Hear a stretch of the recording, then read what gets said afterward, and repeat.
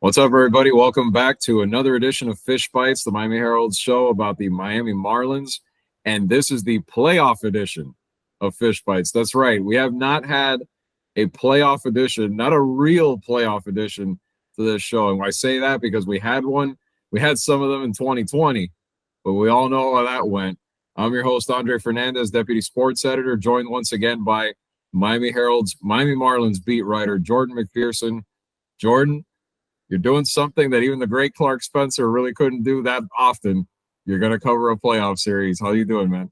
I'm doing great. Yeah, it's weird to see, weird to feel. It still doesn't feel real yet, even though they clinched it on Saturday. It's been about 24 hours or so since they clinched it at the time of us recording this. We're recording this Sunday night, by the way.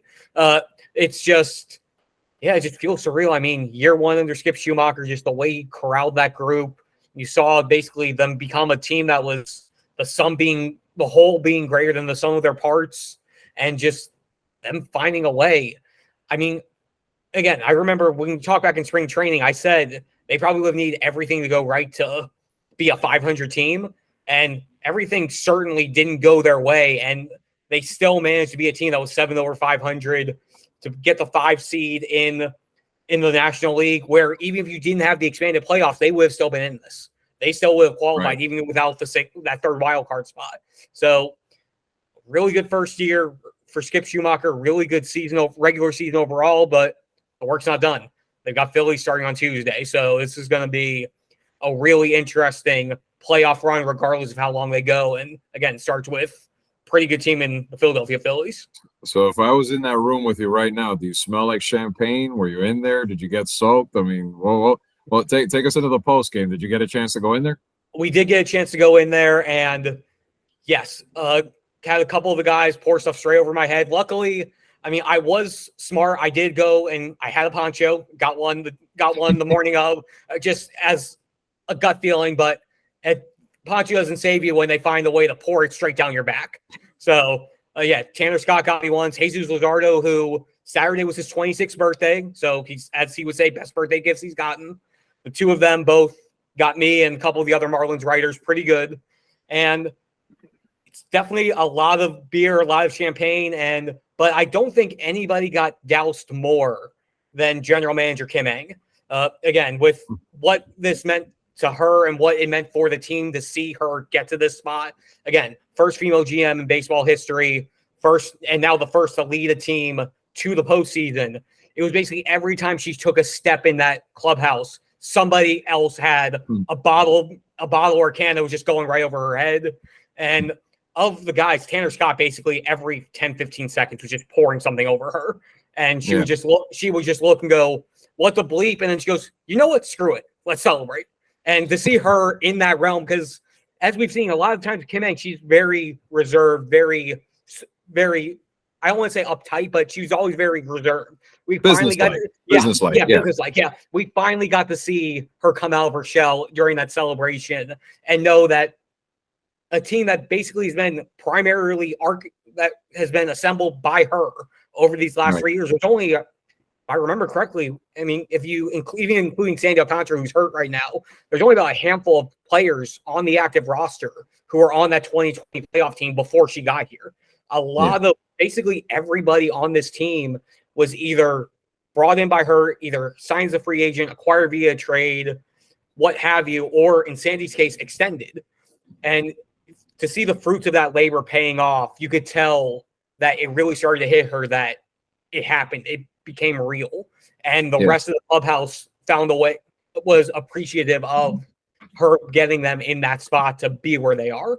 Well, I think especially this year because, like when she first got there, I think it was kind of like, hit the ground running kind of on the fly, now settled in. And this season, while they weren't extreme splash moves like some teams do, with higher payrolls and whatnot, but getting a Jake Berger, getting a Josh Bell, getting those pieces to fit in that lineup.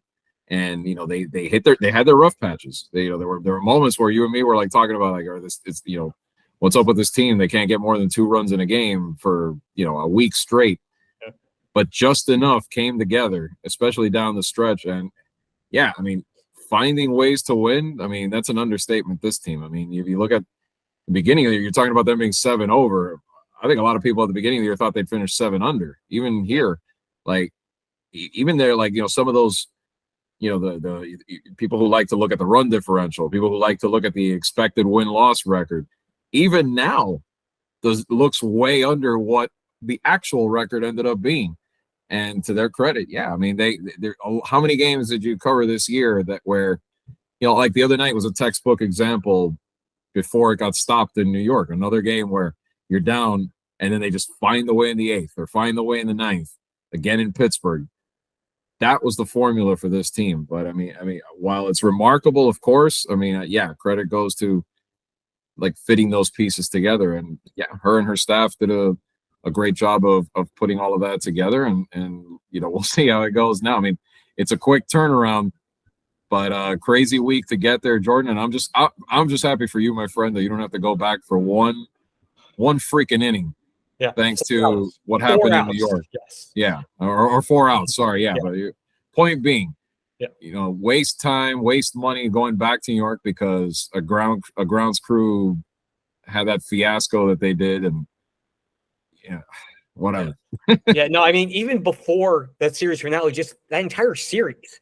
So again, Tuesday's game got postponed because of quote unquote unplayable field conditions, which the field is going to be unplayable when you don't tarp the field when a tropical storm's coming. But I'll digress there.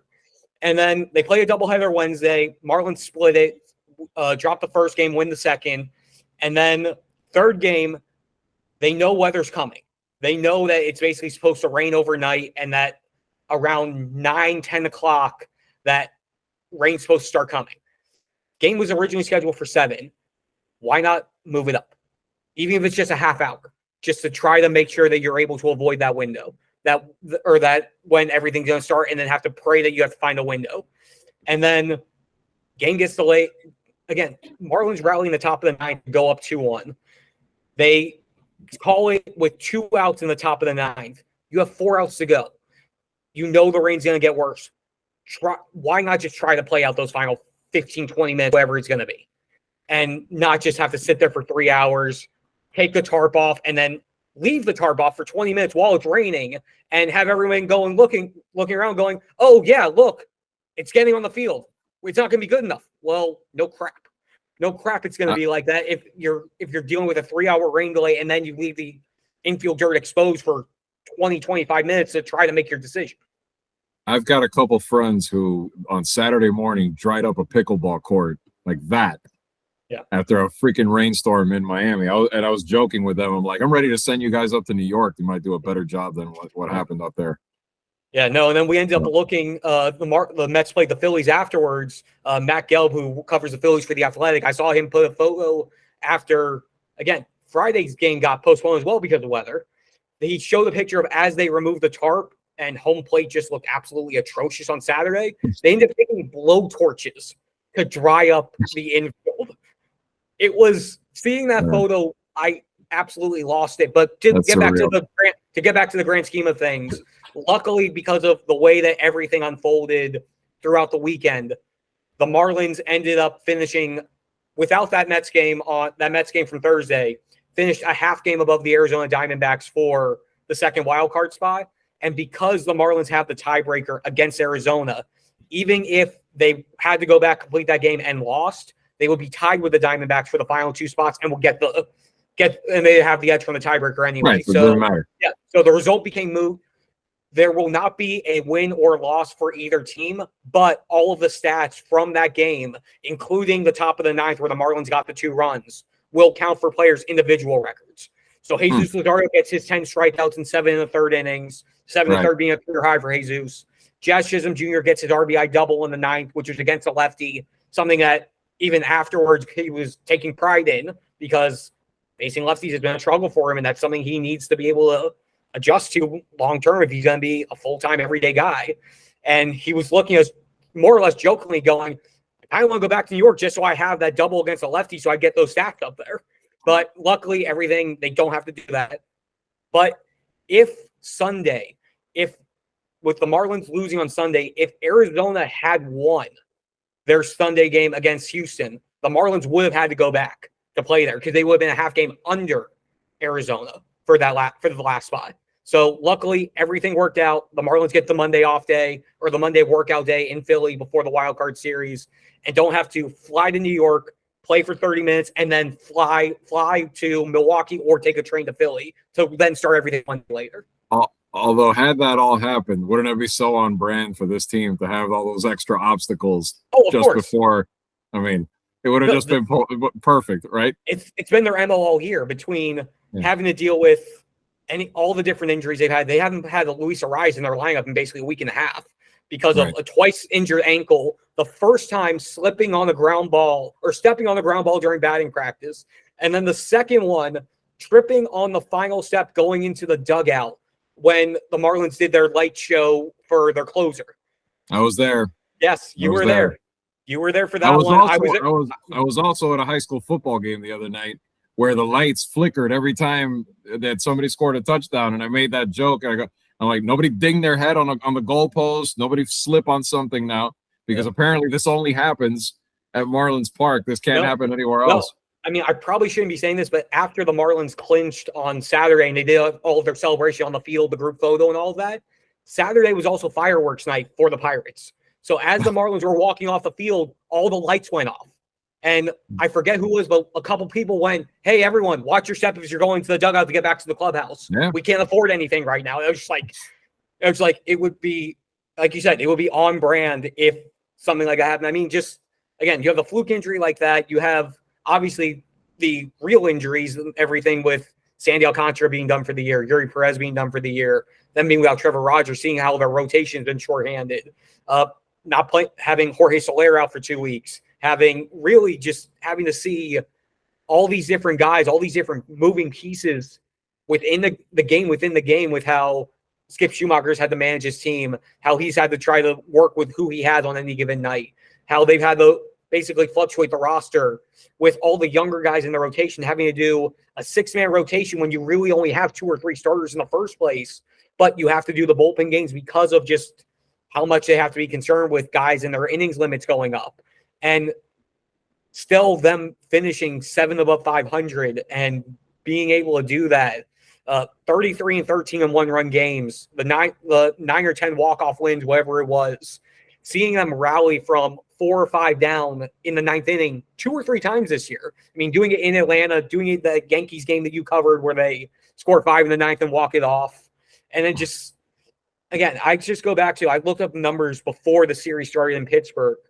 The Marlins have the 3rd best OPS in baseball in late and close situations, which is basically the final 3 innings of the game when you're either up a run, tied, or losing, but can potentially have the winning run either on the bases or at that, which is essentially when all the high leverage relievers, all the guys were supposed to be impossible to face.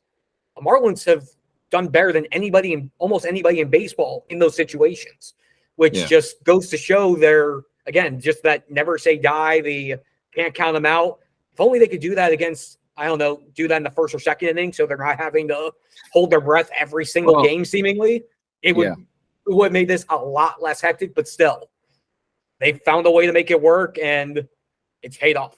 I think, that's a good segue because I think the $1 million question now is, yes, they've had a clutch gene most of the season. It's gotten them to this point.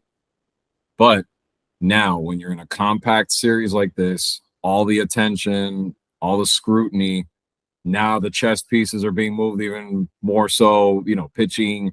You see it all the time in the playoffs. Guys might get even a little bit of damage on the mound. Boom, they get yanked after like 2-3 innings because you're in the playoffs and there's so much on the line in a 2 out of 3. So how sustainable do you think this is when, the clutch gene is great and you need that in the postseason, but you need a foundation to put yourself in the situation to even have that. And this team is down 2 of their biggest arms going into this postseason.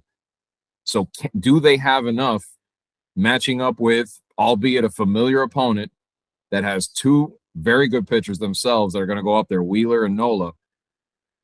They're going to start with Luzardo like we thought, and then Braxton in game 2. But can they, can this carry over, and can they do this in a 2 out of 3, is it sustainable, and can they pull off this series? Yeah, well, I mean, the main thing for me that I'm going to be looking at is, again, like you mentioned, those pitching matchups. Braxton Garrett, or Jesus Luzardo, I should start with him. He's been absolutely dominant down this stretch. His last 7 starts, he's gone at least 6 innings, all but once. He's given up just 12 runs over those 7 starts, and 6 of those came in one game against Milwaukee. So if you take out that game, he's given up 6 runs over 36 and a third innings over a half dozen starts. He's basically, once Sandy went down at the start of September, he became the bona fide ace of the staff. And it's really interesting to see how he's evolved so much over this year. We saw all the glimpses last year when he was healthy. He missed a lot of time last year with that forearm strain to start the year. And it was a matter of once he got to 115, 120, 125 innings, I was wondering how was he going to hold up. He's at 178 and 2/3 innings so far this season. And his stuff has gotten better over this past month, 5 weeks. So if Jesus Luzardo can go toe-to-toe with Zach Wheeler and give the Marlins a chance for their offense to do something, and essentially for the Marlins to be able to get to their bullpen. If the Marlins can get the Phillies bullpen, I think it's anyone's game. If they can find a way to chase Zach Wheeler before it gets too late in the game, I like the Marlins' chance to be able to do something. Not necessarily win, but I feel like they would at least give themselves a chance. And then when you get to game 2, yeah, Aaron Nola, for his career, he's been great. This year, again, he has a 4.46 ERA this year. I'm trying to look up the exact numbers, but his home run numbers, 32 home runs this year in 193 innings. We've seen Nola take a step back this year, and it's a walk year for Nola, which is even more surprising to see the struggles that he's had this year, knowing just how important it is for him. 45 walks, the most he's given up in a season since 2019. The 32 home runs, I believe that's a career high. That's beyond it. That's beyond the career high. He's never given up more than 27 in a year. The Marlins have done well against Nola this year. Their first start against them in Philly was the game where Luis Ariz got his cycle. John Birdie hit a big home run off him. They know how to get to Nola. So if they can figure out game 1, however it is, hopefully they're able to execute against Nola in game 2. If it gets to a game 3, that's when everything's going to get interesting, because Philly most likely is going to throw Ranger Suarez. The Marlins, you would think it's going to be Edward Cabrera getting the start or the bulk stuff. And then beyond him, it's a matter of what you have left in the bullpen after the first 2 games, because I don't think they're going to put Johnny Cueto into a big situation unless they're forced to. I don't think they're going to put a guy like a Brian Hoeing or George Soriano into a big situation unless they have to.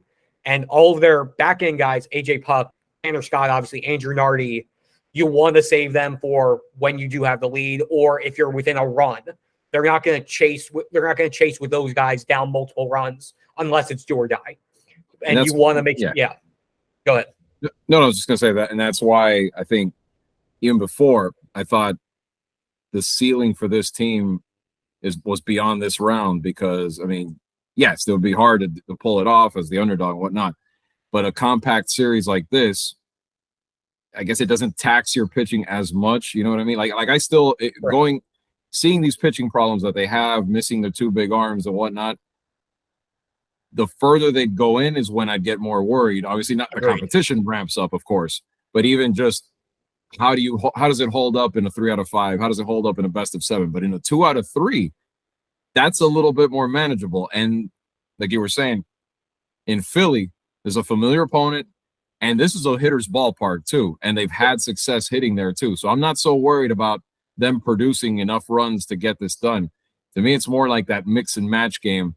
And does the bullpen, which at various times this year has had the depth to get them through a lot of games, can they do that now in this quick series like this? And, puncher's chance. I don't see why not. I mean, I think you got to go in at least giving them the benefit of the doubt that it's at least possible for them to do this. You don't look at it like anything unrealistic. No, exactly. And again, the Marlins, they've gone 7-6 against Philly this year. They were 4-2 in Philly this year. They won both series in Philadelphia at Citizens Bank Park.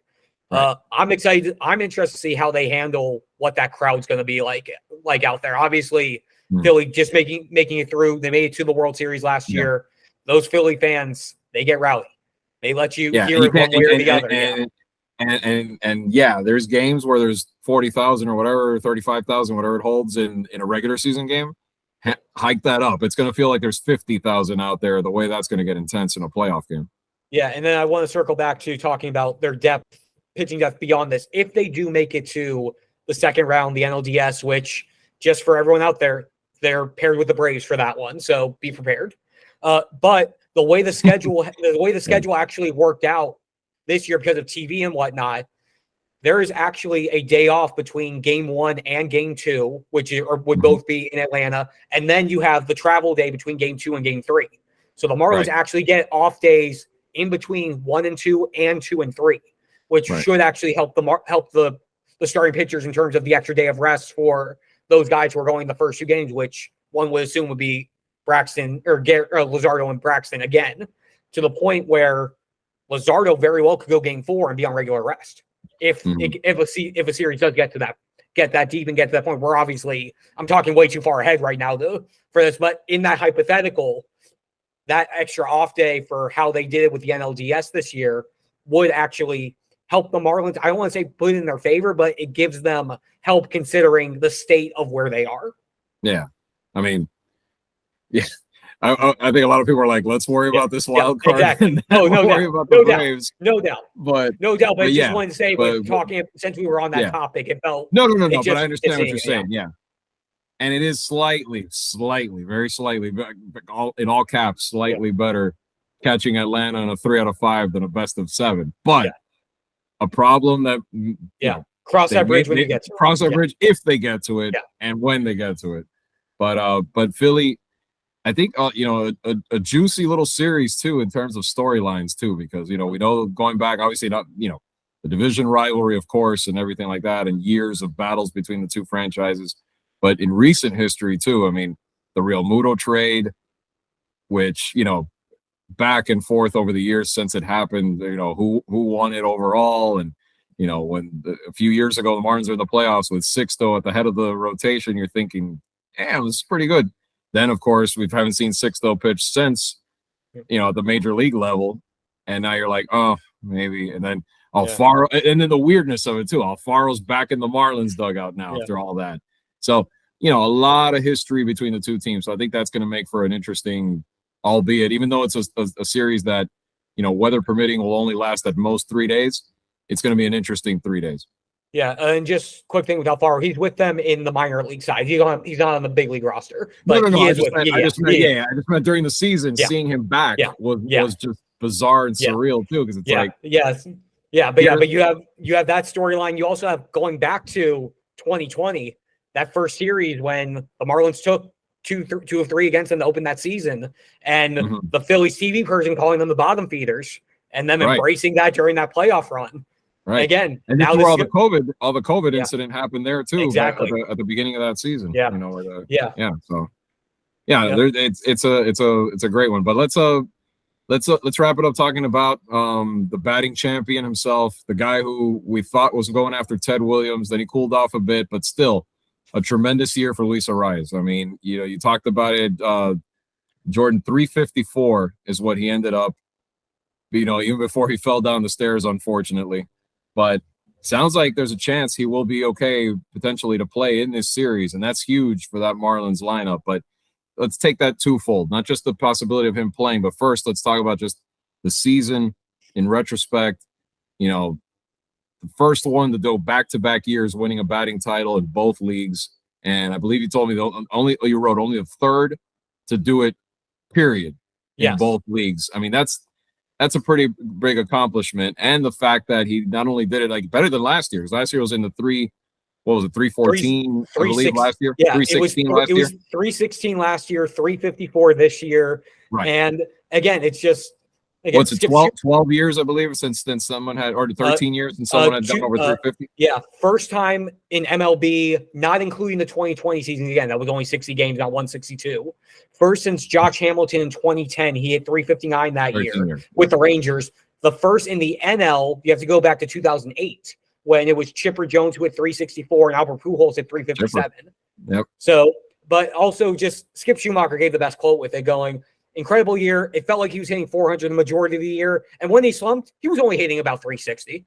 So it's just, again, it's just like we'll take his slumps over other people's on fire moments. Yeah, exactly. And then just on the Marlins specific side, 354. It's a new Marlins record. The previous mark was Hanley Ramirez when he hit 342 back in the 2009 season. They're the only two in Marlins history that ever hit above 240. And his 203 hits overall were fifth in Marlins history in a single season. Juan Pierre has that record, 221 hits in that 04 year.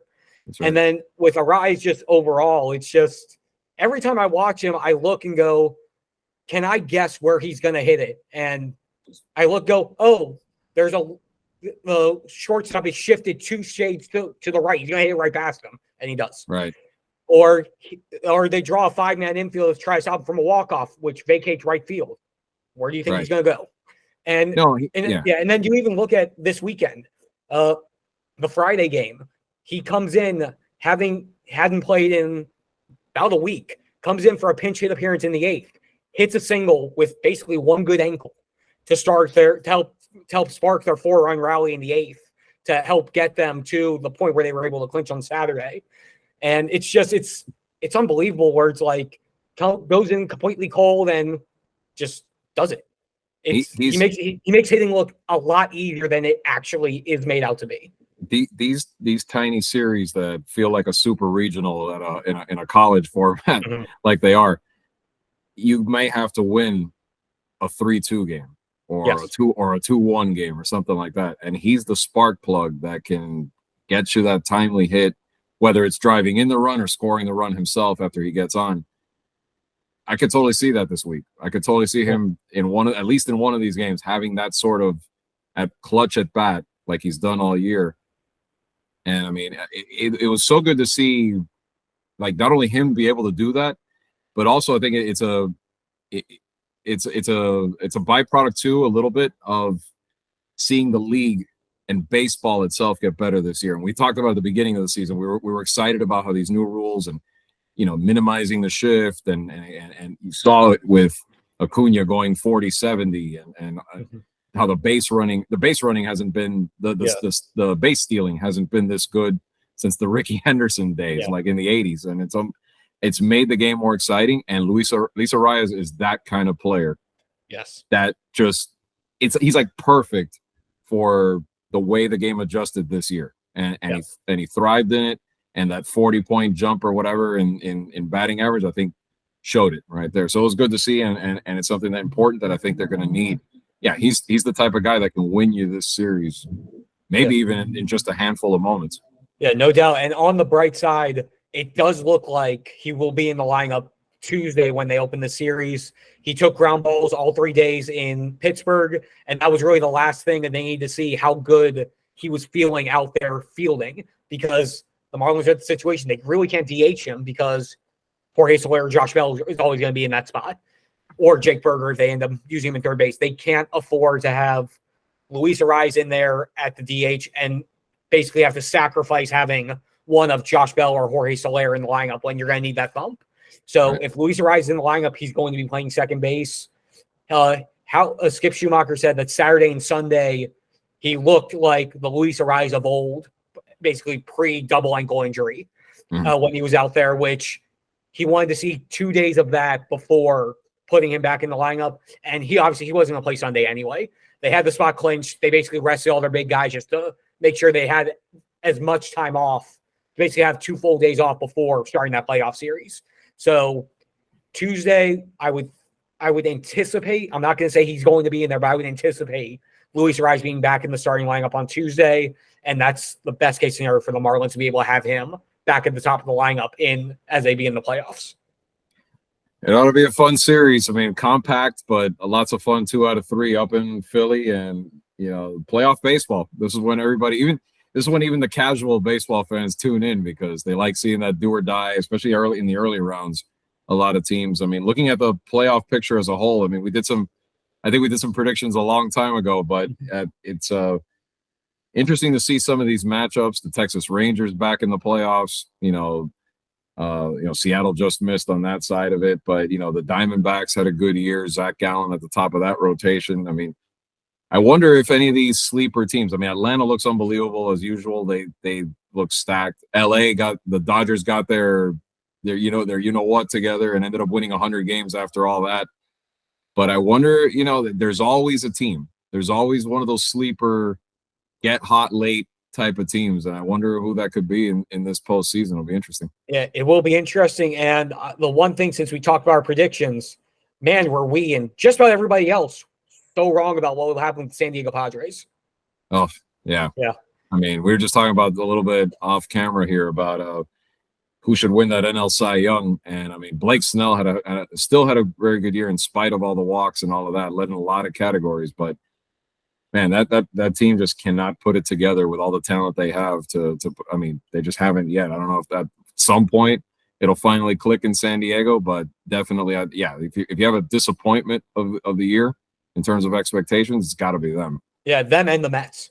Again. Well, yeah. Again, highest payroll since, ever. And basically, I believe, if I remember correctly, their taxes on their payroll was higher than the Marlins payroll itself on opening day. Yeah. The taxes were. Yeah, I know. It tells you. I've just gotten to expect that from the Mets. Yeah. I've gotten to the point, like, every year. That's why I never picked them to win the division or beat Atlanta or anything like that, because I just figure it's something, the string's going to break, something's going to burst on that team, and it always does. Yeah. It's unbelievable. But, yeah, the underachieving franchise is definitely the Padres, and we'll see. But back on point, let's see. Maybe the Marlins are that team. They've been, on brand as to defy the odds. But I think they have it in them at least for one more series, and then maybe take on the monster. We'll see. Yeah, I mean, the one thing I will say is they probably, if they do get there to Atlanta, that series sweep in mid-September, where they were able to take all 3 games against Atlanta, that at least has to do something for them. Because again, they were 1-9 against Atlanta to start the year before Atlanta came to Miami, and Marlins outscoring, I think it was 36-13. Granted, they only had one of their main 3 horses pitch in that series, but still, just in the general sense of, hey, if we can stop, of little mental edge, right? Yeah, mental edge. And when you could say, hey, we held the Braves to 4 runs a game, which for the Braves is like an inning. To be able to say, yeah, we were able to hold them to that, that's to be able to slow their offense down, I think meant would mean a lot more compared to the Marlins offense being able to find a way against their pitching. Yeah. If you can say you can slow down one of the top lineups in baseball, which again, Phillies in the same boat. If you can say that your pitching can stop those offenses, and then the Marlins just being that team where they're within a couple runs in the last 3 innings, you kind of have to say, okay, how are they going to do it this time? And the fact they've done it all year just gives them even more confidence that they can do it, because it's not like they're having to learn how to do this in August and September. They've been doing it basically since game 1. Yeah, no, the way this year was set up too, with the extra wild card and whatnot. A lot of teams like the Marlins had to go all out and basically play almost playoff type baseball for a while now. But then you had a lot of teams like Atlanta that, yes, of course, on paper, you got to look, and all due respect, they're still the top team and had the best record. But they kind of locked everything up, and then not shut it off, but kind of, coasted through September a little bit just to get to the finish line. So interesting to see those teams, if they can amp it back up now when they need to go on that championship run that they're gearing up for. I like the Dodgers in that sense, because they started kind of, by their standards, kind of mediocre, and then hit their stride and ended up with 100-win season. So they're coming in a little more hot than some of these other teams too. But I mean, again, the whole playoff picture will be interesting. And, Jordan, you have been, documenting the whole thing, every aspect of this, and he's going to continue to do that, folks. By the time we record this next one, either the season will be over, or they'll have not only advanced, but they'll have started the division series by then. I know by the time schedule that we do this pod, we already would be within that division series. But, let's see where we're at in a week from now. And we'll be back to recap what should be, one way or the other, should be a pretty good, quick but thrilling series against the Philadelphia Phillies. So for Jordan McPherson, who will be on site in Philadelphia, bringing all that to you, I'm Andre Fernandez, and we'll catch you next week on Fish Bites.